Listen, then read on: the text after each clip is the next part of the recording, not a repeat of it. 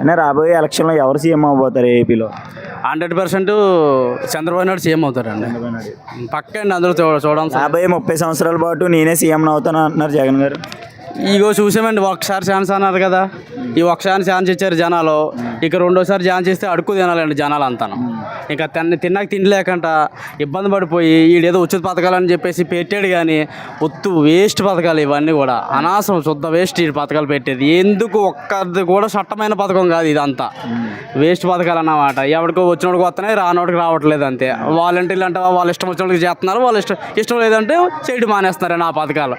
అవన్నీ వేస్ట్ పథకాలు అండి, ఎవరికోటి కాదు అది. చంద్రబాబు నాయుడు గారు అరెస్ట్ పైన మీ అభిప్రాయం?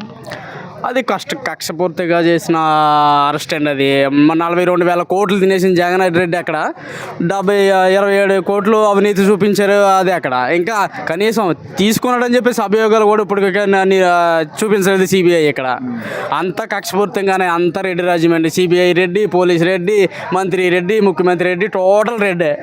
దాని మీద ఏంటంటే వాళ్ళు కక్షపూర్తిగా చేసిన పద్ధతి తప్ప అవినీతి ఏమీ లేదు చంద్రబాబు నాయుడు గారి మీద. ఇప్పుడు సాక్ష్యాలు కూడా నిరూపించలేకపోయారు కదా. పోనీ నిరూపించి ఉంటే కనుక చంద్రబాబు నాయుడు తినేశారు అని చెప్పేసి అనుకోవచ్చు.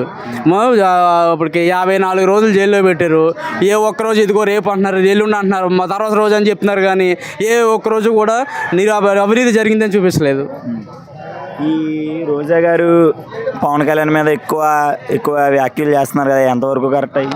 ఏమండి, ప్రస్తుత రాష్ట్రంలో మంత్రి పదవులకే మినిమం నాలెడ్జ్ లేని మంత్రులండి వీళ్ళందరూ కూడా. ఎందుకంటే వాళ్ళకి మంత్రి పదవికి నేను ఏం చేస్తున్నానన్నది కూడా తెలియదండి వాళ్ళకి.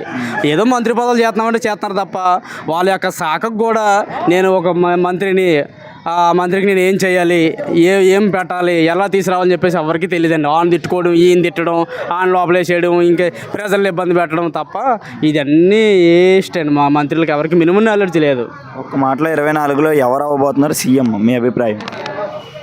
100% పక్కా చంద్రబాబు నాయుడు సీఎం అండి. Thank you. ఓకే.